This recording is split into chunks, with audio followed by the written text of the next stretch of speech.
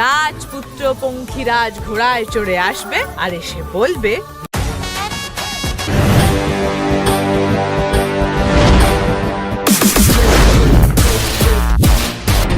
আমি আমার দেশকে আমার মহল্লা মনে করি।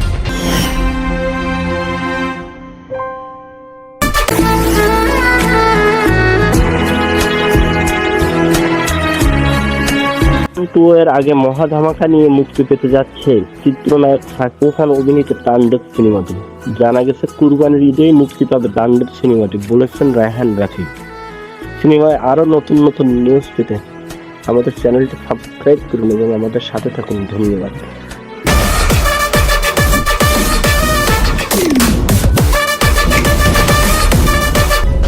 একটা 15 বছরের পোলা দিনের আলোতে জবাই করে ফলাইছে, কিন্তু প্রেমে গেছি পড়ে, অবুঝ আমার মনটাকে আর ফেরাবো কি করে।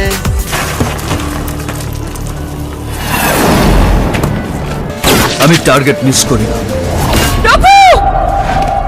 আমাকে ধরার ক্ষমতা আপনার পশ্চিমবঙ্গ কেন? সিনেমা বেশি বেশি সিনেমা হোক, কারণ প্রত্যাশা করে সিনেমার জোয়ার তৈরি হবে এবং দেশে শান্তি বিরাজ করবে, এটা তো সবার চাওয়া।